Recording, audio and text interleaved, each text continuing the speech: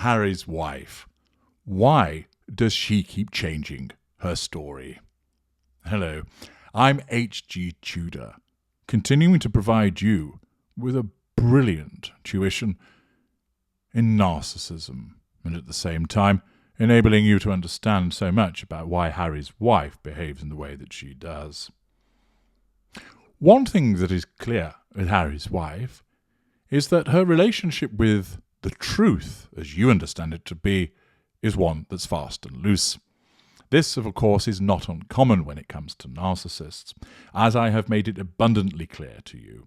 We will use the truth as you understand it, we will embellish it, utilize half-truths, and we'll use complete fabrications, lies, the porcupines. If you have not watched my video, The Truth, the Half-Truth, and Nowhere Near the Truth, you really ought to, as that is a foundation video in your understanding of narcissism. We've seen with Harry's wife that there are so many differences in the way that she describes things that have occurred that it's no surprise that her late Majesty Queen Elizabeth II declared recollections may vary. Harry's wife, for instance, tells us that she was brought up having sushi rolls put in her lunch, but then all of a sudden she was a latchkey kid, and that she was more or less rooting around with a Sizzler salad, earning her the title of Duchess of Sizzler. Then she was going to posh restaurants. Then it was a case of that she was watching Jeopardy with a TV dinner. The stories altered repeatedly with regard to the nature of her childhood. Then, of course, it became eating noodles in Korean spas whilst naked. Another change, although we know that that was character trait acquisition from a cartoon.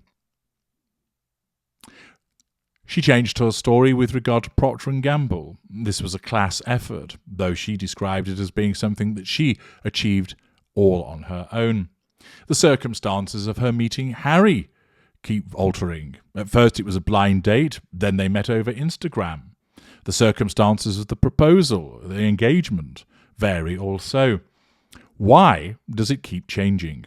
Well, the answer is a simple one. It changes because her narcissism decrees that it can change in order to achieve the prime aims in that moment.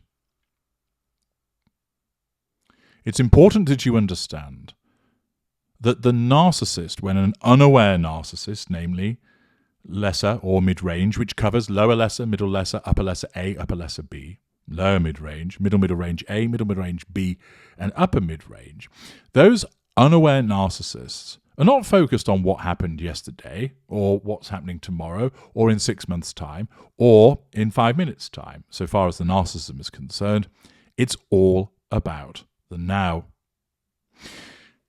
As you know, the narcissist seeks at least one of the 4 prime aims, possibly all 4. Control over the various people on the radar at that moment, the receipt of fuel from those individuals, character traits, and of course residual benefits. In order to get to one or more of those residual benefits, get to one or more of those prime aims, the narcissism takes whatever route is necessary to get there. And that invariably means saying things rather than doing things, because that's easier, and often saying things which aren't true or are loosely true. That way, the narcissist gets what's needed, that control, the fuel, the character traits, the residual benefits, with a minimum of input, the minimum of effort, the minimum of resource expenditure. The narcissism doesn't care as to the consistency of what the narcissist is saying, because consistency of response is irrelevant. It's about the now. So a narcissist at 9 a.m. on Monday can tell you A, by 10 a.m. tell you B, and not see that there's any inconsistency between what they've said, because the narcissism causes them to compartmentalize. If you were to confront the narcissist at 10 a.m. when they say B by saying, well, an hour earlier you said A, the narcissism will reject your threat to control in some way.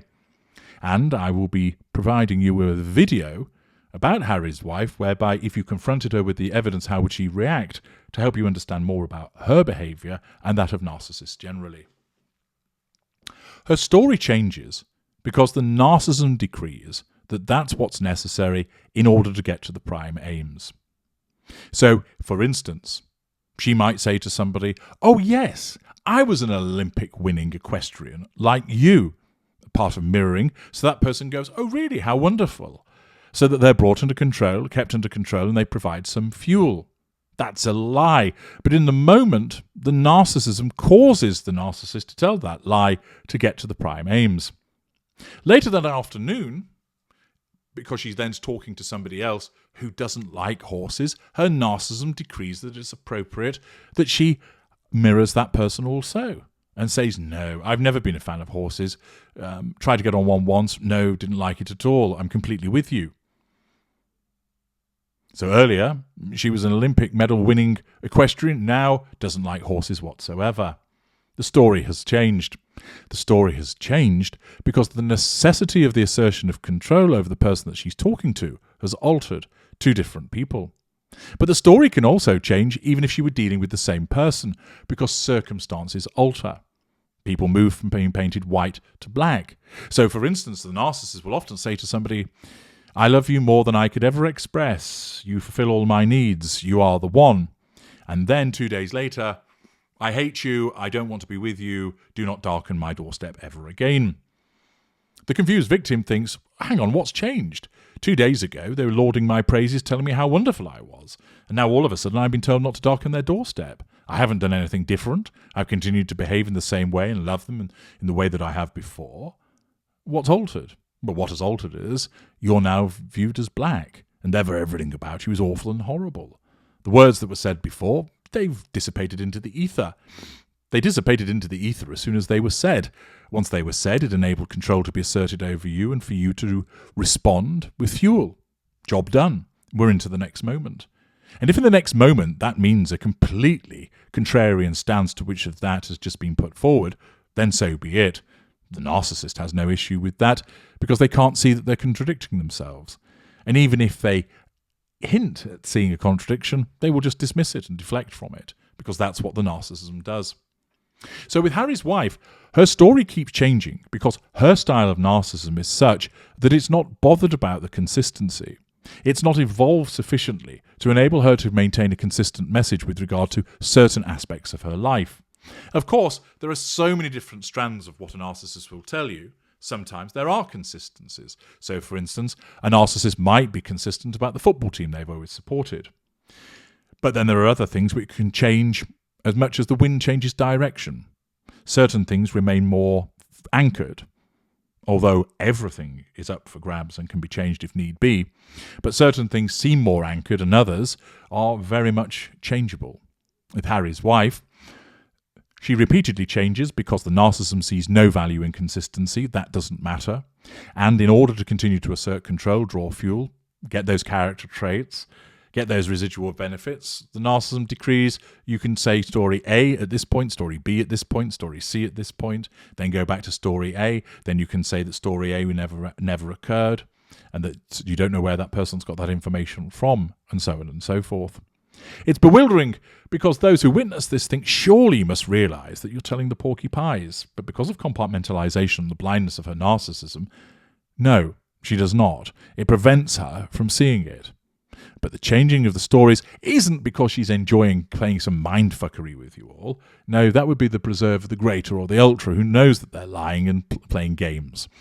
But the unaware lesser or mid-range honestly believes the lies that are being told, and the story changes because the narcissism decrees that it has to change, and there's nothing wrong with that.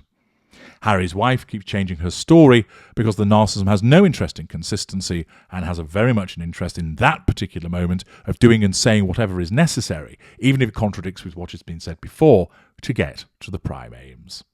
I'm H.G. Tudor. Thank you for listening.